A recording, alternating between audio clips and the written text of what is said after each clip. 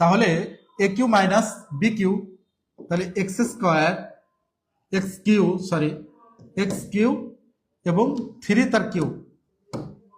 তার কিউ যদি করি, তার মানে 3 হচ্ছে 3 বার গুণ, 3 তিরিকে 9, 3 নং 27। এখন আমরা কি সূত্র ব্যবহার করব?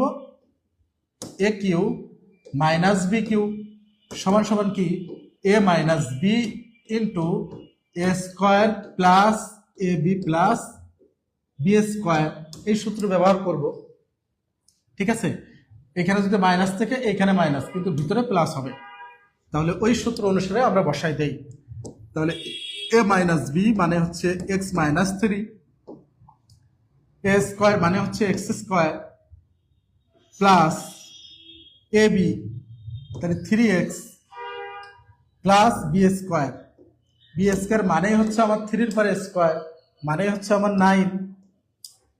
ঠিক আছে, তো যেহেতু আমার অপশন শুধু এটাই আছে, দুইটার ভিতরে যেটাই থাকবে সেটাই আমার অ্যান্সার।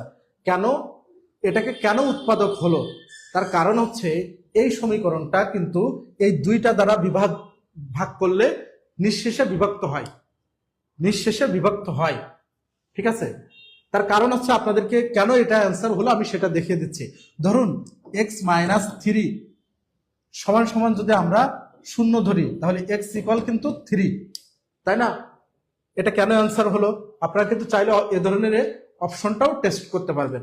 এখন এক্স এর মান যদি আমরা 3 বসাই, 3 মাইনাস হচ্ছে 27, তার মানে 3 উপরে 3 কিউ, তার মানে এটাও কিন্তু 27 সমান সমান হচ্ছে 27 মাইনাস 27, অর্থাৎ এক্স এর এই মানটা, এখান থেকে এক্স এর যে মানটা বের হলো, এই মানটা যদি আমরা এই মূল ইকুয়েশনে এক্স এর মান বসাই, তাহলে এই ইকুয়েশনটা 0 যদি হয়, তাহলে আমরা বুঝতে হবে কি যে এটা কিন্তু এই ইকুয়েশনের একটি উৎপাদক। কেন?